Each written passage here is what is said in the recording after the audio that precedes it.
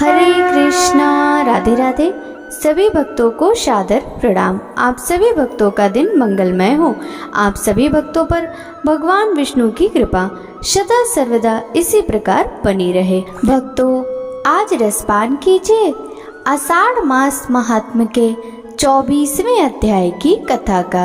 आज के इस अध्याय में हम कालिये नाग का दमन, धेनुक और प्रलंब का वध तथा गिरि यज्ञ का अनुष्ठान, इंद्र के द्वारा भगवान का अभिषेक, श्री कृष्ण और गोपों की बातचीत, रासलीला और अरिष्टासुर का वध की कथा का रसपान करेंगे।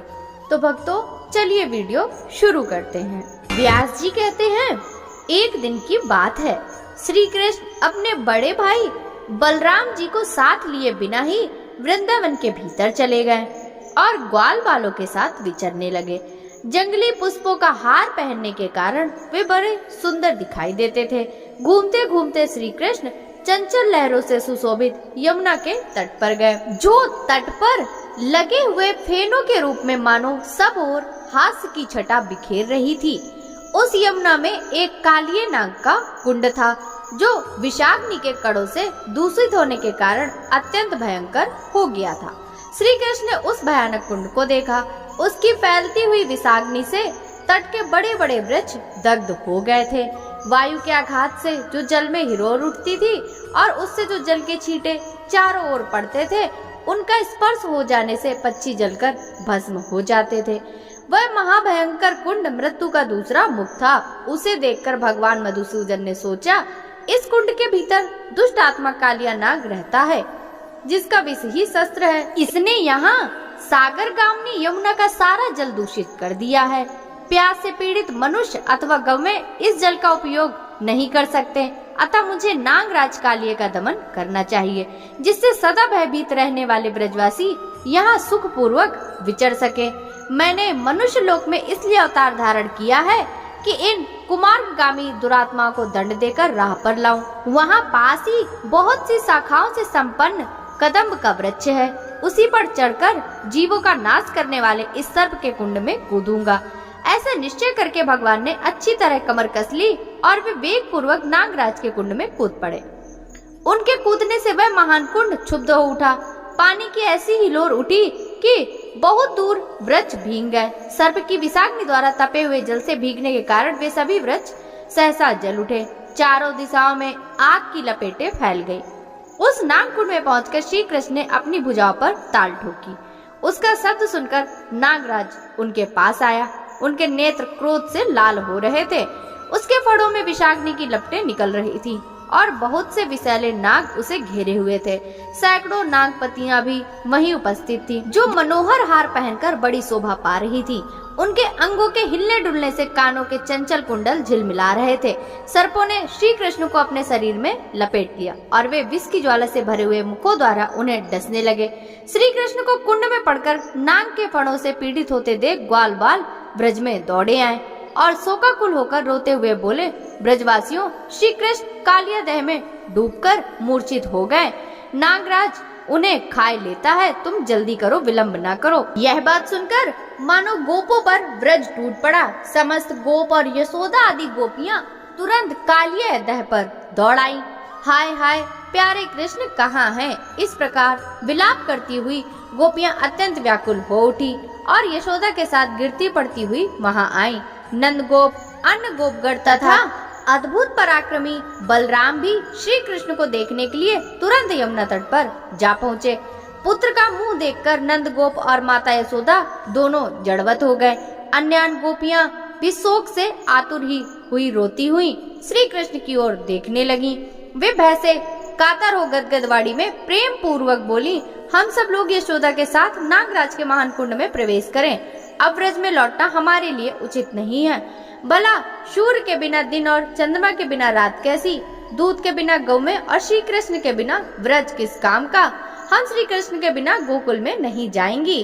गोपियों के ये वचन सुनकर रोहिणी नंदन महाबली बलराम ने देखा गोपगण बहुत दुखी हैं। इनकी आंखें आंसुओं से भींगी हुई हैं।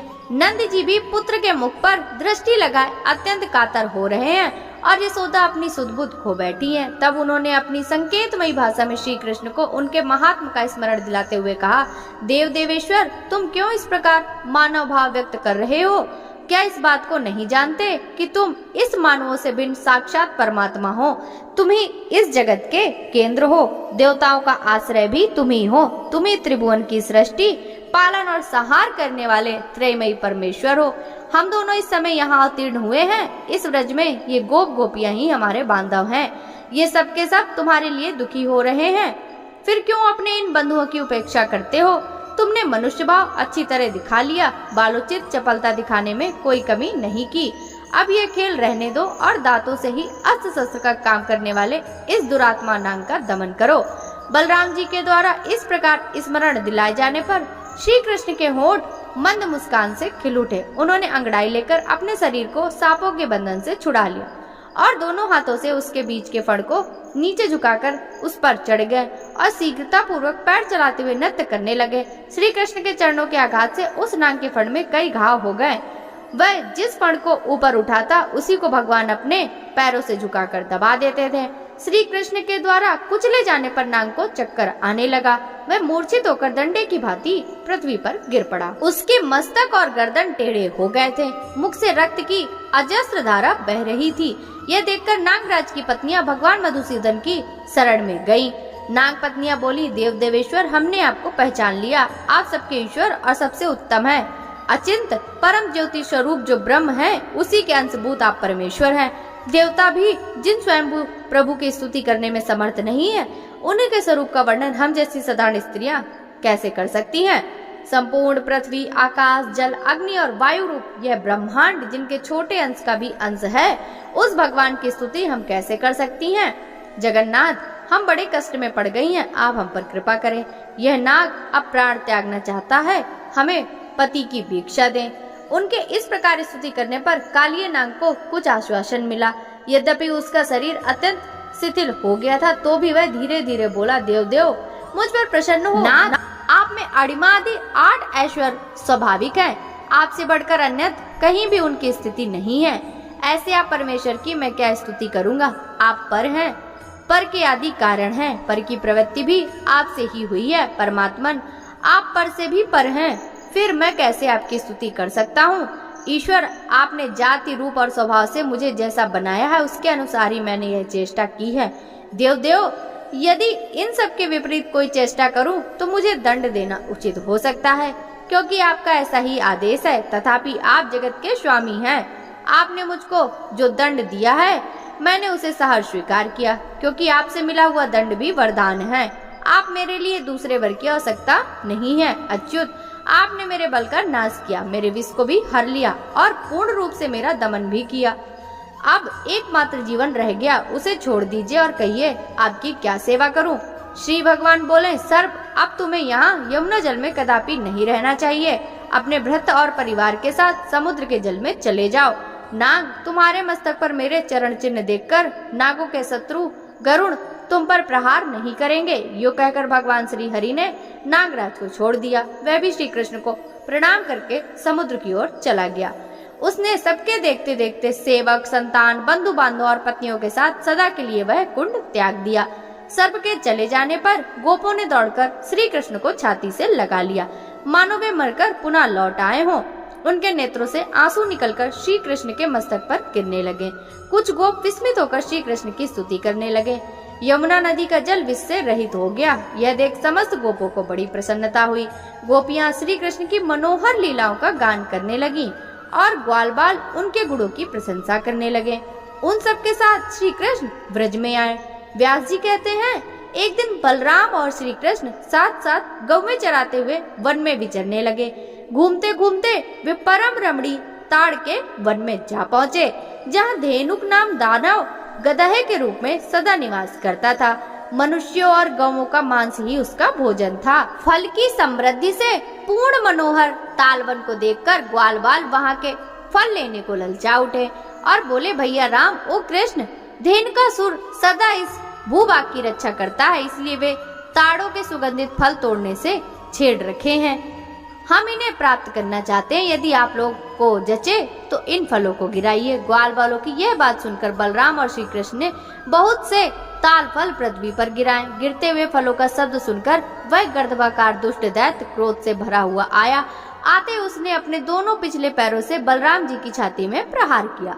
बलराम जी ने उसके दोनों पैर पकड़ लिए और आकाश में घुमाना आरंभ किया। घुमाने से आकाश में उसके प्राण पखेरु उड़ गए। फिर वेग से बलराम जी ने उसे एक महान ताल वृक्ष पर दे मारा, जैसे आंधी बादलों को उड़ा देती है। उसी प्रकार उस दैत्य ने गिरते गिरते अपने शरीर के आघात से बहुतेरे फल गिरा दिए। उसके मारे जाने पर और भी बहुत से गर्दभाकार दैत्य आए, किंतु श्री कृष्ण और बलभद्र ने उन सबको खेल खेल में ही उठाकर वृक्षों पर फेंक दिया। एक ही क्षण में पके हुए ताड़ के फलों और गर्दभाकार दैत्यों के शरीर से सारी पृथ्वी पट गई। इससे उस स्थान की बड़ी शोभा होने लगी। तब से उस तालवन में गवें बाधा रहित होकर नई नई घास चरने लगी। अनुचरों सहित धेनुकासुर के मारे जाने पर वह मनोहर तालवन समस्त गोप गोपियों के लिए सुखदायक हो गया। इससे वसुदेव के दोनों पुत्र बलराम और श्री कृष्ण प्रसन्न हुए। वे दोनों महात्मा छोटे छोटे सींग वाले बछड़ों की भांति शोभा पा रहे थे। कंधे पर गाय बांधने की रस्सी लिए वनमाला से विभूषित हो वे दूर दूर तक गौएं चराते और उनके नाम ले लेकर पुकारते थे। श्री कृष्ण वस्त्र सुनहरे रंग का था और बलराम जी का नीले रंग का। उन्हें धारण किए वे दोनों भाई दो इंद्रधनुषों एवं श्वेत श्याम मेघों की भांति शोभा पाते थे। लोक में बालकों के जो जो खेल प्रचलित थे उन सब के द्वारा परस्पर क्रीड़ा करते हुए वन में विचरते थे। समस्त लोकनाथों के नाथ होकर भी वे इस पृथ्वी पर अवतीर्ण हुए और मानव धर्म में तत्पर रहकर मनुष्य योनि को गौरवान्वित करते थे। मानव जाति के गुणों से युक्त भांति भांति के खेल खेलते हुए वन में घूमते थे। कभी झूला झूलकर, कभी आपस में कुश्ती लड़कर महाबली श्री राम और श्री कृष्ण व्यायाम करते थे। उन दोनों को खेलते देख प्रलम्ब नामक दानव उन्हें पकड़ ले जाने की इच्छा से वहां आया। उसने ग्वाल बालों के वेश में अपने वास्तविक रूप को छिपा कर रखा था। मनुष्य ना होते हुए भी मनुष्य का रूप धारण करके दानों में श्रेष्ठ प्रलम्ब ग्वाल बालों की उस मंडली में बेखट के जा मिला। वह राम और कृष्ण दोनों को उठा ले जाने का अवसर ढूंढने लगा। उसने कृष्ण को तो सर्वथा अजय समझा, अतः रोहिणी नंदन बलराम को ही मारने का निश्चय किया।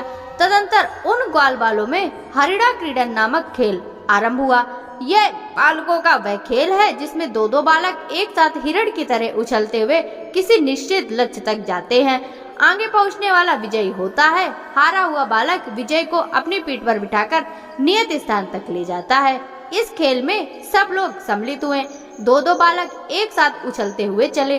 श्री दामा के साथ श्री कृष्ण, प्रलम्ब के साथ बलराम व अन्य ग्वाल बालों के साथ दूसरे दूसरे बालक कूद रहे थे। श्री कृष्ण ने श्री दामा को और बलराम ने प्रलम्ब को जीत लिया। इसी प्रकार श्री कृष्ण के पक्ष अन्य बालकों ने अपने साथियों को हरा दिया। अब वे हारे हुए बालक एक दूसरे को अपनी पीठ पर लादे हुए भांडीर वट तक आए, पुनः वहां से लौट चले। किंतु दानव प्रलम्ब बलराम को अपने कंधे पर चढ़ाकर शीघ्र ही उड़ चला। वह चलता ही गया, कहीं नहीं रुका। जब वह बलराम जी का भार नहीं सह सका तब बड़े क्रोध में आकर वर्षा काल के मेघ की भांति उसने अपने शरीर को बढ़ा लिया। बलराम जी ने देखा उस दैत्य का रंग जले हुए पर्वत के समान है। उसके गले में बहुत बड़ा हार लटक रहा है, मस्तक पर बहुत बड़ा मुकुट है, आंखें गाड़ी के पहिए की जैसे घूम रही थी। उसके पैर रखने से धरती डगमगाने लगती थी। उसका रूप बड़ा ही भयंकर था। ऐसे राक्षस के द्वारा अपने को हरे जाते देख बलराम ने श्री कृष्ण से कहा, कृष्ण कृष्ण इधर तो देखो, ग्वाल बालों के वेश में छिपा हुआ कोई दैत्य मुझे हर कर लिए जाता है। इसकी विकराल मूर्ति पर्वत के समान दिखाई देती है। मधुसूदन बताओ इस समय मुझे क्या करना चाहिए। यह दुरात्मा बड़ी उतावली के साथ भागा जाता है। यह सुनकर भगवान श्री कृष्ण के होंठ मंद मुस्कान से खिल उठे। वे रोहिणी नंदन बलराम के बल और पराक्रम को जानते थे, अतः उनसे बोले, सर्वात्मन यह क्या बात है। आप तो स्पष्ट रूप से मनुष्य की चेष्टा करने लगे। आप संपूर्ण गु पदार्थों में गु से भी गु हैं। जरा आपने उस स्वरूप को स्मरण तो कीजिए जो संपूर्ण जगत का कारण, कारणों का भी पूर्ववर्ती, अद्वितीय आत्मा और प्रलय काल में भी स्थित रहने वाला है। विश्वात्मन आप और मैं दोनों ही इस संसार के एकमात्र कारण हैं। और पृथ्वी का भार उतारने के लिए यहाँ 2 रूपों में प्रकट हैं। अप्रेयात्मन, आप अपने स्वरूप को स्मरण कीजिए और इस दानव को मार डालिए। तत्पश्चात मानुष भाव का आश्रय लेकर बंधुओं का हित कीजिए। महात्मा श्री कृष्ण के द्वारा इस प्रकार अपने स्वरूप का स्मरण कराए जाने पर महाबली बलराम ने हंसकर प्रलंबासुर को दबाया और क्रोध से लाल आंखें करके उसके मस्तक पर एक मुक्का मारा। उनके इस प्रहार से प्रलंब के दोनों नेत्र बाहर निकल आए, मस्तिष्क फट गया, वह दैत्य मुख से खून उगलता हुआ पृथ्वी पर गिर पड़ा। अद्भुत कर्म करने वाले बलदेव जी के द्वारा प्रलंब को मारा गया देख ग्वालपाल बहुत अच्छा हुआ कहते हुए उनकी प्रशंसा करने लगे। इस प्रकार प्रलंबासुर के मारे जाने पर ग्वालपालों के मुख से अपनी प्रशंसा सुनते हुए बलराम जी श्री कृष्ण के साथ पुनः गौओं के समूह में आए। इस तरह नाना प्रकार की लीलाएं करते हुए बलराम और श्री कृष्ण वन में विहार करते रहे। इतने में ही वर्षा बीत गई और शरद ऋतु का आगमन हुआ। जलाशयों में कमल खिलने लगे, आकाश और नक्षत्र निर्मल हो गए। ऐसे समय में समस्त ब्रजवासी इंद्रोत्सव का आयोजन करने लगे। उन्हें उत्सव के लिए अत्यंत उत्सुक देख परम बुद्धिमान श्री कृष्ण ने बड़े बूढ़े गोपों से कौतूहलवश पूछा, यह इंद्रोत्सव क्या वस्तु है जिससे आप लोगों को इतना हर्ष हुआ है? श्री कृष्ण को अत्यंत आदर पूर्वक प्रश्न करते देख नंद गोप ने कहा, बेटा, देवराज इंद्र मेघ और जल के स्वामी हैं। उन्हीं से प्रेरित होकर मेघ जल में रस की वृष्टि करते हैं। उस वृष्टि से ही अन्न पैदा होता है जिसे हम और अन्य देहधारी खाकर जीवन निर्वाह करते हैं और देवता आदि को भी तृप्त करते हैं। ये दूध और बछड़े वाली गौएं इंद्र के बढ़ाए हुए अन्न से ही संतुष्ट हो हष्ट पुष्ट रहती हैं। जहाँ वर्षा करने वाले मेघ होते हैं वहाँ बिना खेतों की भूमि नहीं दिखाई देती, कोई ऋणग्रस्त नहीं रहता, वहाँ एक भी भूख से पीड़ित मनुष्य नहीं दृष्टिगोचर होता। मेघ सूर्य की किरणों द्वारा इस पृथ्वी का जल ग्रहण करते हैं और फिर संपूर्ण लोगों की भलाई के लिए उसे बरसा देते हैं। अतः वर्षा काल में सब लोग, राजा लोग, हम तथा अन्य देहधारी भी बड़ी प्रसन्नता के साथ उत्सव मनाते और देवराज इंद्र की पूजा करते हैं। इंद्र पूजा के विषय में नंद गोप का ऐसा कथन सुनकर भगवान दामोदर ने इंद्र को कुपित करने के उद्देश्य से कहा, पिताजी, हम लोग न तो खेती करते हैं और न ही व्यापार से जीविका चलाते हैं। हमारे तो देवता गौएं ही हैं, क्योंकि हम सब लोग वनवासी हैं। अन्वेक्षिकी, त्रयी, वार्ता और दंड नीति ये 4 प्रकार की विधाएं हैं। इनमें से वार्ता का संबंध हम लोगों से है, अतः उसका वर्णन सुनिए। कृषि, वाणिज्य और पशुपालन, इन 3 वृत्तियों पर वार्ता अविलंबित रहती है। कृषि किसानों की वृत्ति है और वाणिज्य क्रय विक्रय करने वालों वैश्यों की। हम लोगों की सबसे प्रधान वृत्ति है गोपालन। इस प्रकार के वार्ता के 3 भेद हैं। उपर्युक्त 4 विधाओं में से जो जिस विधाओं का निर्वाह करता है वही उसके लिए महान देवता है, उसे उसी की पूजा अर्चना करनी चाहिए, वही उसके लिए उपकारक है। जो मनुष्य एक का दिया हुआ फल भोगता है और किसी दूसरे की पूजा करता है वह इस लोक या परलोक में कहीं भी कल्याण का भागी नहीं होता। इस व्रज की जो प्रख्यात सीमाएं हैं उनका पूजन होना चाहिए। सीमा के भीतर वन है और उनके भीतर संपूर्ण पर्वत जो हमारे लिए परम आश्रय हैं। अतः हमें गिरि यज्ञ और गो यज्ञ करना आरंभ कर देना चाहिए। इंद्र से हमारा क्या लाभ होता है? हमारे लिए तो गौमें और गिरिराज ही देवता हैं। ब्राह्मण मंत्र युक्त यज्ञ को प्रधानता देते हैं। किसानों के यहाँ सीर यज्ञ होता है। हम जैसे वन और पर्वतों में रहने वाले लोग गिरि यज्ञ और गो यज्ञ का अनुष्ठान करें तो उत्तम है। इसलिए मेरा विचार तो यह है कि आप लोग भांति भांति की पूजा सामग्रियों से गिरिराज गोवर्धन की पूजा करें। संपूर्ण व्रज का दूध एकत्र किया जाए और उससे ब्राह्मणों तथा अन्य याचकों को भोजन कराया जाए। इस प्रकार गोवर्धन का पूजन, होम और ब्राह्मण भोजन हो जाने पर गौओं को शरद ऋतु में प्राप्त होने वाले पुष्पों द्वारा श्रृंगार किया जाए और वे गिरिराज की परिक्रमा करें। गोपगढ़, यही मेरी सम्मति है। यदि आप लोग प्रेम पूर्वक यह यज्ञ करेंगे तो उसके द्वारा गम्य और गिरिराज गोवर्धन प्रसन्न होंगे, साथ ही मुझे भी बड़ी प्रसन्नता होगी। श्री कृष्ण का यह वचन सुनकर नंद आदि ब्रजवासियों के मुख हर्ष से प्रफुल्लित हो उठे। वे बोले, बहुत ठीक, बहुत ठीक बेटा, तुमने जो अपना मत प्रकट किया है वह बहुत सुंदर है, हम लोग वही करेंगे। अब गिरि यज्ञ ही आरंभ किया जाए। यो कहकर ब्रजवासियों ने गिरि यज्ञ का अनुष्ठान किया। गिरिराज गोवर्धन को दही और खीर आदि की बलि चढ़ाई। सैकड़ों हजारों ब्राह्मणों को भोजन कराया। फिर गायों और सांडों की पूजा की गई और उनके द्वारा गिरिराज की परिक्रमा कराई गई। सांड जल से भरे मेघ की भांति गर्जना करते थे। भगवान श्री कृष्ण दूसरे रूप में पर्वत के शिखर पर जा बैठे और मैं ही मूर्तिमान गिरिराज हूँ, यो कहकर गोपों द्वारा अर्पित किए हुए नाना प्रकार के अन्नों को भोग लगाने लगे तथा अपने कृष्ण रूप से ही गोपों के साथ पर्वत शिखर पर चढ़कर उन्होंने अपने द्वितीय शरीर गिरिराज का पूजन भी किया। तदंतर गिरिराज रूप में प्रकट हुए भगवान अंतर ध्यान हो गए और गोपगण उनसे मनोवांछित वरदान पाकर गिरि यज्ञ की समाप्ति करके पुनः अपने ब्रज में लौट आए। व्यास जी कहते हैं, इंद्र यज्ञ में बाधा पड़ने से देवराज इंद्र को बड़ा क्रोध हुआ। उन्होंने मेघों के संवर्तक नामक गण से कहा, बादलों मेरी बात सुनो और मैं जो भी आज्ञा दूं उसे बिना विचारे शीघ्र पूरा करो। खोटी बुद्धि वाले नंद गोप ने यह अन्य ग्वालों के साथ श्री कृष्ण के बल पर उन्मत्त हो मेरे यज्ञ को बंद कर दिया है। इसलिए उनकी जो सबसे बड़ी आजीविका है और जिनका पालन करने के कारण वे गोप कहलाते हैं, उन गौओं को मूसलाधार वृष्टि से पीड़ित करो। मैं भी पर्वत शिखर के समान ऊंचे एरावत पर सवार हो वायु के संयोग से तुम लोगों की सहायता करूंगा। देवराज की ऐसी आज्ञा पाकर मेघों ने गौओं का संहार करने के लिए बड़ी भयंकर आंधी और वर्षा आरंभ की। एक ही क्षण में पृथ्वी, दिशाएं और आकाश धारावाहिक वृष्टि के कारण एक हो गए। वर्षा के साथ ही वायु भी बड़े वेग से चल रही थी। इससे कांपती हुई गौवें प्राण त्यागने लगी। कुछ गौवें अपने अंग में बछड़ों को छिपाकर खड़ी थी, बल्कि तेज धारा बहने से कितनी ही गायों के बछड़े बह गए। बछड़ों का मुख अत्यंत दयनीय हो रहा था। वायु के वेग से उनकी गर्दन कांप रही थी, मानो वे आर्त होकर मंद स्वर में श्री कृष्ण से त्राही त्राही की पुकार कर रही थी। भगवान ने देखा गौओं, गोपियों और ग्वालों से भरा हुआ संपूर्ण ब्रज अत्यंत पीड़ित हो रहा है। तब उन्होंने उनकी रक्षा के लिए इस प्रकार विचार किया, जान पड़ता है यह सब देवराज इंद्र की करतूत है। अपना यज्ञ बंद होने से वे हम लोगों के विरोधी हो गए हैं। इस समय मुझे समस्त ब्रज की रक्षा करनी चाहिए। यह गोवर्धन पर्वत बड़ी बड़ी शिलाओं से युक्त है। इसी को अपने बल से उखाड़कर मैं ब्रज के ऊपर छत्र की भांति धारण करूंगा। ऐसा निश्चय करके श्री कृष्ण ने गोवर्धन पर्वत को उखाड़ लिया और उसे लीला पूर्वक एक ही हाथ से धारण किया। पर्वत उखाड़ने के बाद जगदीश्वर श्री कृष्ण ने गोपों से कहा, मैंने वर्षा बचाने का उपाय कर लिया, तुम सब लोग इसके नीचे आ जाओ और जहाँ वायु का झोंका न लगे ऐसे स्थानों में यथायोग बैठ जाओ। इस प्रकार का भय ना करो, पर्वत के गिरने की आशंका बिल्कुल छोड़ दो।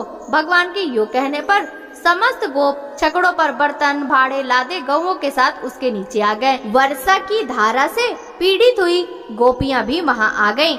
श्री कृष्ण ने गोवर्धन पर्वत को स्थिरता पूर्वक धारण कर रखा था। वह तनिक भी हिलता डुलता नहीं था। ब्रज में रहने वाले गोप गोपीजन हर्ष और विस्मयपूर्ण दृष्टि से उन्हें देखते रहे। वे प्रेम पूर्वक निर्विमय नेत्रों से देखते हुए भगवान की स्तुति करते रहे। नंद के ब्रज में मेघों ने लगातार 7 रातों तक वर्षा की। वे इंद्र की आज्ञा से गोपों का विनाश करने पर तुले थे, परंतु श्री कृष्ण तब तक उस पर्वत को धारण किए खड़े ही रहे। इससे गोकुल की पूर्ण रक्षा हुई और इंद्र की प्रतिज्ञा झूठी हो गई। तब उन्होंने बादलों को वर्षा करने से रोक दिया। बादल हट गए, आकाश स्वच्छ हो गया और इंद्र का षड्यंत्र सफल न हो सका। तब समस्त ब्रज के लोग प्रसन्नता पूर्वक वहां से निकलकर पुनः अपने स्थान पर आए। फिर श्री कृष्ण ने भी महापर्वत गोवर्धन को यथा स्थान रख दिया। ब्रजवासी विस्मित होकर उनकी यह लीला देख रहे थे। श्री कृष्ण ने गोवर्धन पर्वत धारण करके समूचे गोकुल को बचा लिया। यह जानकर इंद्र को उनके दर्शन की इच्छा हुई। वे महागज एरावत पर आरूढ़ हो ब्रज में आए। वहां देवराज ने गोवर्धन पर्वत के समीप श्री कृष्ण का दर्शन किया। वे गोप शरीर धारण करके गवें चरा रहे थे। उनका पराक्रम अनंत था। संपूर्ण जगत के रक्षक भगवान श्री कृष्ण वहां ग्वाल बालों से घिरे हुए खड़े थे। ऊपर पक्षीराज गरुड़ अन्य प्राणियों से अदृश्य रहकर श्री हरि के मस्तक पर अपने पंखों से छाया कर रहे थे। यह देखकर इंद्र एकांत में एरावत हाथी से उतरे और प्रेम से एकटक देखते हुए भगवान मधुसूदन से मुस्कुराकर बोले, महाबाहु श्री कृष्ण, मैं आपके समीप जिस कार्य के लिए आया हूँ उसे सुनिए। मेरे प्रति कोई अन्यथा विचार न करना चाहिए। परमेश्वर आप ही संपूर्ण जगत के आधार हैं और पृथ्वी का भार उतारने के लिए भूतल पर अवतीर्ण हुए हैं। मेरा यज्ञ बंद होने से मेरे मन में विरोध जाग उठा और मैंने गोकुल का नाश करने के लिए बड़े बड़े मेघों को वर्षा करने की आज्ञा दे दी। उन्होंने ही यह संहार मचाया है, परंतु आपने महापर्वत गोवर्धन को उखाड़कर समस्त गौओं को कष्ट से बचा लिया। वीरवर, आपके इस अद्भुत कर्म से मुझे बड़ी प्रसन्नता हुई। कृष्ण, मैं तो अब ऐसा मानता हूँ कि आज ही देवताओं का सारा प्रयोजन सिद्ध हो गया, क्योंकि आपने एक हाथ से इस गिरिराज को ऊपर उठा रखा था। श्री कृष्ण, आपने गोवंश की बहुत बड़ी रक्षा की है। अतः आपका आदर करने के लिए मैं गौओं की प्रेरणा से यहाँ आपके समीप आया हूँ। गौओं के आदेशानुसार आज मैं उपेंद्र के पद पर आपका अभिषेक करूँगा। आज से आप गौओं के इंद्र होकर गोविंद नाम से विख्यात होंगे। यो कहकर इंद्र ने ऐरावत हाथी से घंटा उतारा, उसमें पवित्र जल भरा हुआ था। उस दिव्य जल से उन्होंने श्री कृष्ण का अभिषेक किया। श्री कृष्ण का अभिषेक होते समय गौओं ने तत्काल अपने थनों से दूध की धारा बहाकर वसुधा को भिगो दिया। अभिषेक का कार्य पूरा करके सचीपति इंद्र ने प्रेम और विनय पूर्वक श्री कृष्ण से फिर कहा, महाभाग, यह सब तो मैंने गौओं के आदेश से किया है। अब पृथ्वी का भार उतारने की इच्छा से मैं जो कुछ बातें निवेदन करता हूँ उन्हें भी सुनिए। मेरे अंश से इस पृथ्वी पर एक श्रेष्ठ पुरुष उत्पन्न हुआ है, जिसका नाम अर्जुन है। आप उसकी सदा रक्षा करते रहें। मधुसूदन, अर्जुन वीर पुरुष है। वह इस भूमि का भार उतारने में आपकी सहायता करेगा। जैसे अपनी रक्षा की जाती है, वैसे ही आपको अर्जुन की भी रक्षा करनी चाहिए। श्री भगवान बोले, देवराज, मैं जानता हूँ भरत वंश में आपके अंश से अर्जुन की उत्पत्ति हुई है। मैं जब तक इस भूतल पर रहूंगा अर्जुन की रक्षा करूंगा। मेरे रहते अर्जुन को युद्ध में कोई भी जीत न सकेगा। महाबाहु कंस, अरिष्टासुर, केसी, कुवलापिड और नरकासुर आदि दैत्यों के मारे जाने के पश्चात महाभारत युद्ध होगा। उसकी समाप्ति होने पर यह जानना चाहिए कि पृथ्वी का भार उतर गया। अब आप जाइए, पुत्र के लिए चिंता न कीजिए। मेरे आगे अर्जुन का कोई भी शत्रु सफल न हो सकेगा। केवल अर्जुन के लिए ही नहीं, मैं युधिष्ठिर आदि पांचों भाइयों को महाभारत के अंत में कुंती देवी के समीप सकुशल लौटाऊंगा। श्री कृष्ण के यो कहने पर देवराज इंद्र ने उन्हें छाती से लगाया और ऐरावत आरूढ़ हो पुनः स्वर्ग को प्रस्थान किया। तदंतर श्री कृष्ण गवों और ग्वाल वालों के साथ पुनः ब्रज में लौट आए। गोपियों की आंखें उनके पथ पर लगी हुई थीं। उनकी दृष्टि से वह मार्ग पवित्र हो गया था। इंद्र के चले जाने पर गोपों ने अनायास ही अद्भुत कर्म करने वाले श्री कृष्ण ने प्रेम पूर्वक कहा, महाभाग, आपने गोवर्धन पर्वत उठाकर हमारी और गौओं की बहुत बड़े भय से रक्षा की है। तात यह अनुपम बाल लीला समाज में नीचे समझने जाने वाला ग्वाले का शरीर, आपका दिव्य कर्म, यह सब क्या है? आपने जल में प्रवेश करके कालिये नाग का दमन किया, प्रलंब को मार गिराया और गोवर्धन पर्वत को हाथ पर उठा लिया। इससे हमारे मन में संदेह पैदा होता है। अमित पराक्रम श्री कृष्ण, हम श्री हरि के चरणों की शपथ खाकर सत्य सत्य कहते हैं कि आपकी इस दिव्य शक्ति को देखते हुए हमें विश्वास नहीं होता कि आप मनुष्य हैं, आप देवता हैं, या दानव, या यक्ष हैं, या गंधर्व। इन सब बातों का विचार करने से हमारा क्या लाभ? आप कोई भी हो, हमारे बांधव हैं, अतः आपको नमस्कार है। हम देखते हैं स्त्री और बालकों सहित समस्त रज का आपके प्रति प्रेम बढ़ रहा है और यह कर्म भी आपका ऐसा है जिसे संपूर्ण देवता भी नहीं कर सकते। आप बालक हैं, फिर भी आपके बल की कोई सीमा नहीं है। इधर आपने हम लोगों में जन्म लिया और अच्छी श्रेणी में नहीं गिना जाता। अमित्यात्मन, इन सब बातों पर विचार करने से आप हमारे मन में शंका उत्पन्न कर देते हैं। गोपों की यह बात सुनकर भगवान कुछ काल तक प्रेम से रूठकर चुपचाप बैठे रहे। फिर इस प्रकार बोले, गोपगण, यदि मेरे साथ संबंध होने से आपको लज्जा नहीं आती हो अथवा यदि मैं आप लोगों का प्रिय हूँ, तो इस प्रकार विचार करने की क्या आवश्यकता है? यदि मुझ पर आपका प्रेम है अथवा मैं आपकी प्रशंसा का पात्र हूँ, तो मेरे प्रति अपने बंधु बांधव के समान भी स्नेह रखिए। मैं न देवता हूँ, न गंधर्व, न यक्ष हूँ, न ही दानव। मैं तो आपका बंधु होकर उत्पन्न हुआ हूँ, अतः यही आपको मानना चाहिए। इसके विपरीत किसी भी विचार को मन में स्थान नहीं देना चाहिए। श्री हरि का यह वचन सुनकर गोप मौन हो गए। वे सोचकर ही कि कन्हैया हमारी बातें सुनकर रूठ गया है, वहाँ से चुपचाप चले गए। तदंतर एक दिन निशा काल में श्री कृष्ण ने देखा आकाश स्वच्छ है, शरद चंद्र की मनोरम चांदी चारों ओर फैली है, कुमुदनी खिली है जिसकी आमोदमय सुगंध से संपूर्ण दिशाएं महक उठी हैं। वन में सब ओर भोरे गूंज रहे हैं जिससे वह वन श्रेणी अत्यंत मनोहारिणी जान पड़ती है। प्रकृति की यह नैसर्गिक शोभा देखकर उन्होंने गोपियों के साथ रास रचने का विचार किया। श्री कृष्ण ने अत्यंत मधुर स्वर में संगीत की मधुर तान छेड़ दी जो वनिताओं को बहुत ही प्रिय थी। गीत की मनोरम ध्वनि सुनकर गोपियां घर छोड़कर निकल पड़ी और बड़ी उतावली के साथ उस स्थान पर आ पहुंची जहां मधुसूदन मुरली बजा रहे थे। वहां आकर कोई गोपी तो उनके स्वर में स्वर मिलाकर धीरे धीरे गाने लगी, कोई ध्यान देकर सुनती रही, मन ही मन भगवान का स्मरण करने लगी। कोई कृष्ण कृष्ण कहकर लज्जा गई, कोई प्रेमांध होकर लज्जा को तिलांजलि देकर उनके बगल में खड़ी हो गई, कोई गोपी बाहर गुरुजनों को खड़ा देखकर घर के भीतर ही रह गई और नेत्र बंद कर तन्मय को गोविंद का ध्यान करने लग गई।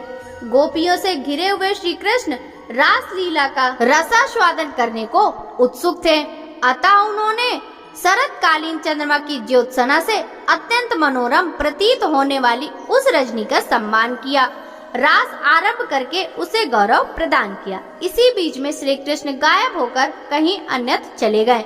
गोपियों का शरीर श्री कृष्ण की चेष्टाओं के अधीन था। वे झुंड की झुंड अपने प्रीतम की खोज के लिए वृंदावन में विचरने लगी। उनके मन में केवल श्री कृष्ण की दर्शन की लालसा थी। वे वृंदावन की भूमि में रात्रि में श्री कृष्ण के चरण चिन्ह देखकर उन्हें चारों ओर ढूंढ रही थी। श्री कृष्ण की विभिन्न लीलाओं का अनुकरण करती हुई उन्हीं में व्यग्र हो सब गोपियां एक ही साथ वृंदावन में विचरने लगी। बहुत खोजने पर भी जब श्री कृष्ण नहीं मिले तब उनके दर्शन से निराश हो वे सब की सब लौटकर यमुना के तट पर आए और उनके मनोहर चरित्रों का गान करने लगी। इतने में ही श्री कृष्ण उन्हें आते दिखाई दिए। उनका मुख कमल खिला था। त्रिभुवन के रक्षक और लीलाओं से ही सब कुछ करने वाले श्री कृष्ण को आते देख कोई गोपी अत्यंत हर्ष से भर गई। उनके नेत्र प्रसन्नता से खिल उठे और वह कृष्ण कृष्ण की रट लगाने लगी। किसी ने भौं में टेढ़ी करके उनकी ओर देखा और नेत्र रूपी भ्रमरों के द्वारा उनकी मुख कमल की सौंदर्य माधुरी का पान करने लगी। किसी गोपी ने गोविंद को निहार कर अपने नेत्र बंद कर लिए और उन्हीं के रूप का ध्यान करते हुए वह रोगायूण सी प्रतीत होने लगी। तब माधव ने किसी को प्रिय वचन कहकर और किसी को कुटिल भंगी से निहार कर मनाया। सबका चित्त प्रसन्न हो गया। फिर उदार चरित्र वाले श्री कृष्ण ने रास मंडली बनाई और समस्त गोपियों के साथ आदर पूर्वक रास लीला की। उस समय कोई भी गोपी श्री कृष्ण के पास से हटना नहीं चाहती थी, अतः एक स्थान पर स्थिर हो जाने के कारण रासोचित मंडल ना बन सका। तब श्री कृष्ण ने एक एक गोपी का हाथ पकड़कर रास मंडल की रचना की। उस समय उनके हाथ का स्पर्श पाकर प्रत्येक गोपी की आंखें आनंद से मूंद जाती थीं। उसके बाद रास लीला आरंभ हुई।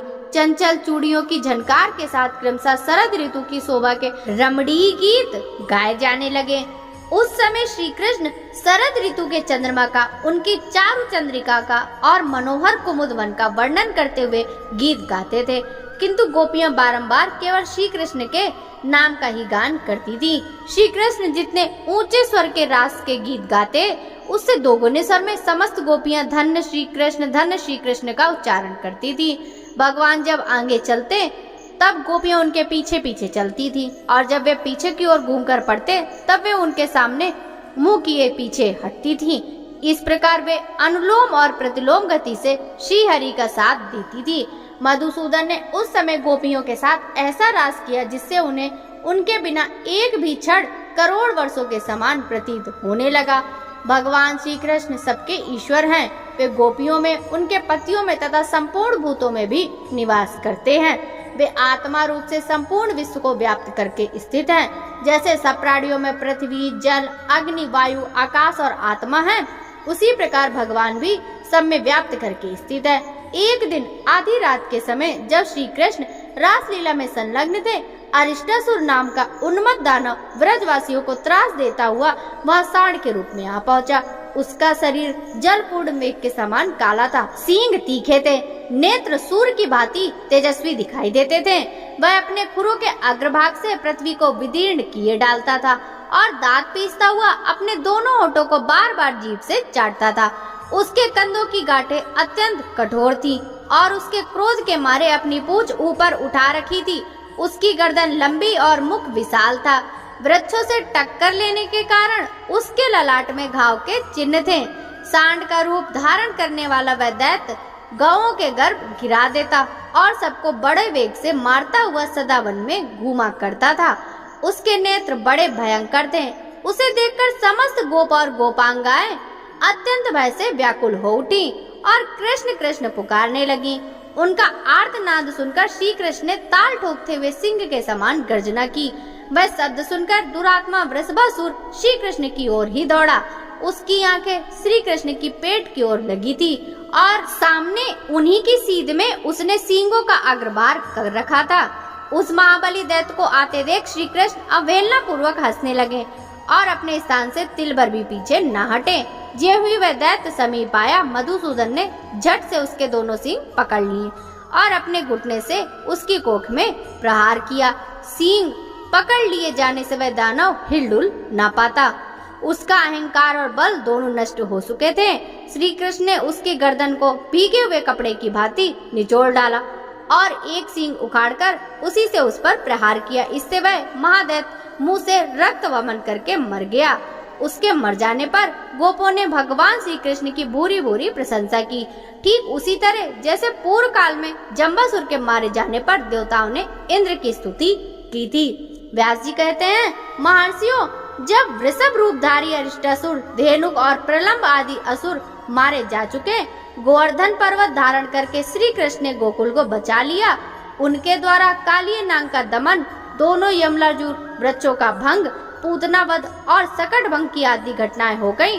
तब देवर्षि नारद ने कंस के पास जाकर कहा, क्रमशः सब समाचार कह सुनाया। भक्तों, आगे की कथा का वृत्तांत हम कल के अध्याय में श्रवण करेंगे। यदि आपको आषाढ़ मास महात्म्य की यह कथा अच्छी लगी हो तो इस वीडियो को लाइक कर ज्यादा से ज्यादा भक्तों को शेयर कीजिए, जिससे भक्तों की भक्ति निरंतर बढ़ती रहे। आपसे मिलते हैं कल के अध्याय की कथा के साथ। तब तक सभी भक्तों को हरे कृष्णा, राधे राधे, हरि बोल।